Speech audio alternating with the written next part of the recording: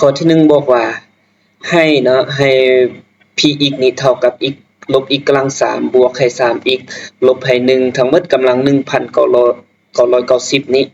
แล้วเนาะมาบวกให้ 3x กำลัง2ลบให้ 2x ลบ1ทั้งหมด1กำลัง 1,996 จงส่องหาเนาะ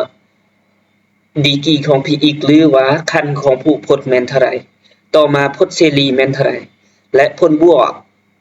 กของสมมติสิทธิ์ทั้งหมดของ px นี่แม่นเท่าใดหลังจากอยู่ในนี้เนาะบทแก้เราจะเริ่มจากการสอบหาเนาะสอบหาคันของผู้พจน์ดีกรีของ px นี้เท่าใดนะในการสอบหาดีกรีของ px หมายความเราจะนำใส่ตัวนี้เนาะเราจะนำใส่ a กำลัง m ทั้งหมดขึ้นกำลัง n นี้ตามคุณลักษณะของเลขกำลังเป็น a กำลัง m คูณให้ n หมายความอยู่ในนี้เราจะเอา3นี้มาคูณให้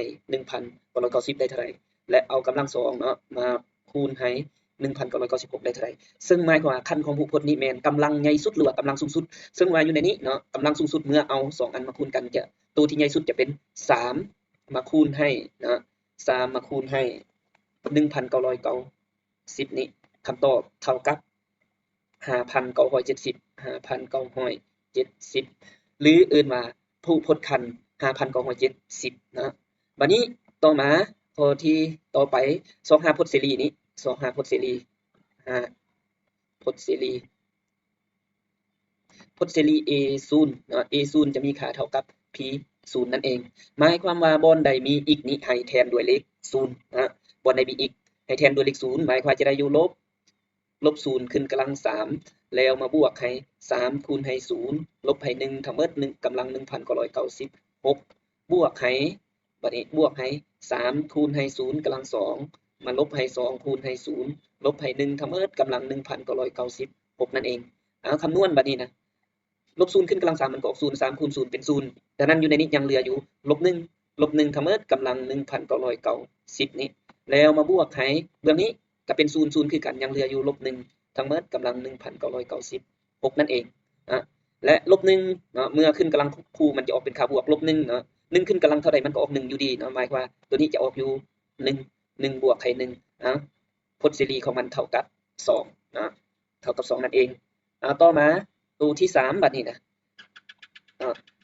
ตัวต่อมาปัญหาต่อมาคือสอบหาผลบวกสัมประสิทธิ์ทั้งหมดเนาะหมดหมายความว่าผลบวกของมันหมายความเป็นตัวที่อยู่ทางหน้าอีกคันเป็น a0 a1 a2 a3 a4 ต่อไปเนาะหมายความเป็นผลบวกตัวนี้ a0 บวกให้ a1 บวกให้ a2 บวกต่อไปนะบวกต่อไปบวกจนฮอด a 5,970 นี้70ซึ่งมีค่าเท่ากับ p1 หมายความว่าผลบวกของสมมติสิทธิ์ทั้งหมดบนใดมีอีกแทนด้วยเลข1จะได้อยู่ลบ1นะลบ1ทั้งหมดขึ้นกำลัง